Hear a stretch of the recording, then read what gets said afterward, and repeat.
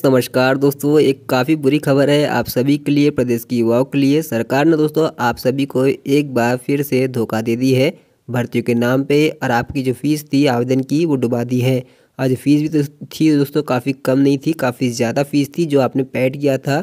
हम बात कर रहे हैं यहाँ पे विधानसभा सचिवालय में निकाली गई वैकेंसी के बारे में, जो 55 पदों पर निकाली गई थी। इसके तहत दोस्तों यहाँ पे कार्यालय सहायक ग्रेड 3, स्टेनोग्राफर और सिक्योरिटी गार्ड के यहाँ पे 13 पदों पे भर्ती की गई थी। कुल मिला के 55 पदों पर दोस्तों यहाँ भर्तियाँ थी, जिसको कि यहाँ पे कैंसिल कर दिया गया है। अब कैंसिल करने का कारण दोस्तों ये लोग क्या बता रहे हैं, यहाँ पे सचिव साहब का कहना है कि यहाँ पे जो रिजर्वेशन था दिव्यांगों को नहीं दिया गया, उसको लेकर दोस्तों भर्ती कैंसिल कर दी गई है। हालांकि ये बेतुका से बयान है दोस्तों, रिजर्वेशन के कारण यह भर्ती रद्द नहीं की जा सकती।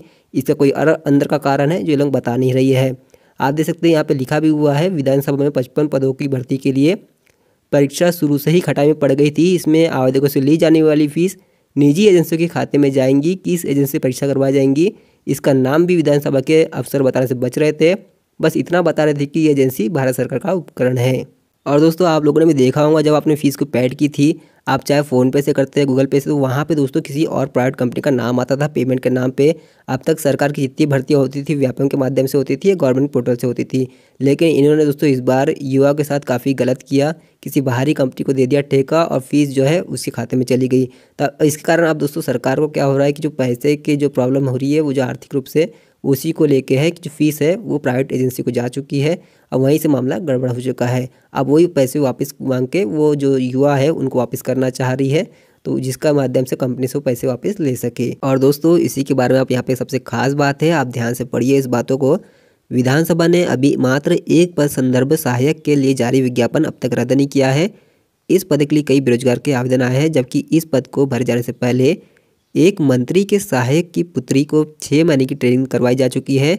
इसमें खास बात यह भी है कि इस पद के लिए विज्ञापन में शर्त विधानसभा में 6 महीने की ट्रेनिंग होना आवश्यक रखी गई है। मध्य प्रदेश में सरकारी नौकरी में भर्तियां पहले कर्मचारी चयन मंडल पीएससी से कराए जाने के बाद निजी एजेंसी से करवाई जा रही थी। एजेंसी का नाम भी उजागर नहीं किया गया था।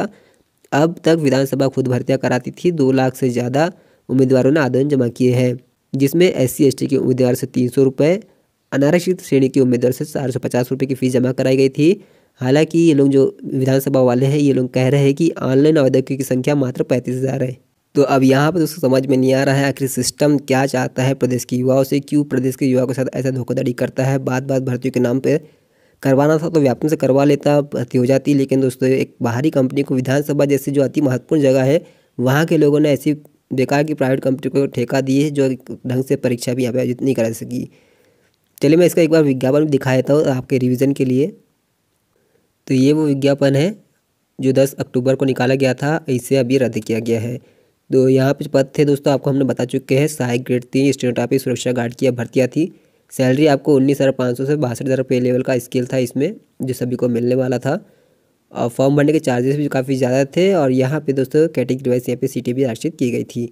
और कई सारे कोचिंग क्लासेस वालों ने इसकी पढ़ाई भी शुरू करवा दी थी, कुछ लोगों ने पढ़ाई भी शुरू कर दी थी। तो ऐसे में दोस्तों आप सभी के लिए एक प्रकार से घाटा ही होगा, क्योंकि अब हो सकता है कि पूरी तरह से भर्ती कैंसिल हो जाएंगी। तो आप सभी का दोस्तों एक प्रकार से सपना भी टूट सकता है।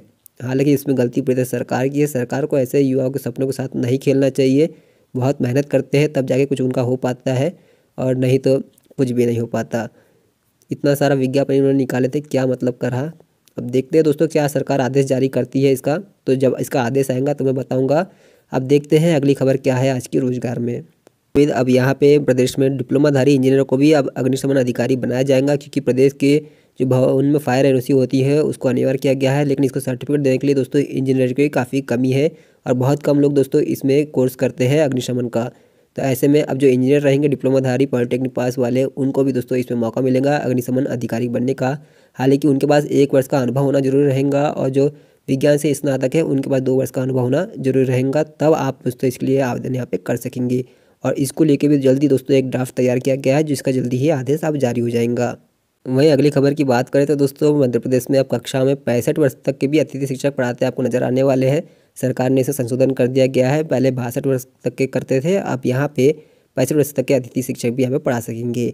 और जो रिटायर हो गए हैं वो लोग भी यहाँ पे बन सकते हैं अतिथि शिक्षक। तो अच्छा है दोस्तों, यहाँ पे अनुभवी शिक्षकों से पढ़ने का मौका मिलेगा।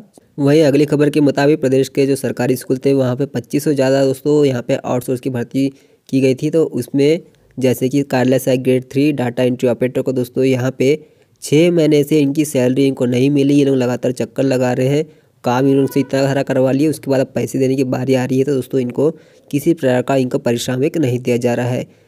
तो दोस्तों ऐसा होता है आउटसोर्स की भर्तियों में, सरकार काम करा लेती है लेकिन जब पैसे देने की बारी आती है तो इस प्रकार से मुकर जाती है और फिर परेशान होना पड़ता है आप सभी को।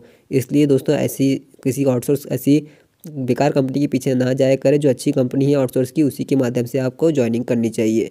नहीं तो आप लोग भी देखिए, आप बेचारे 6 महीने से चक्कर लगा रहे हैं लेकिन उनको कुछ नहीं मिल पाया है। और महंगाई अलग है, घर वाले अलग परेशान करते हैं, सब्जियां भी काफ़ी महंगी हो गई है और तेल भी काफ़ी महंगा है। तो दोस्तों ऐसे में सही जॉब चुनना आज के ज़माने में बहुत ज़्यादा ज़रूरी है।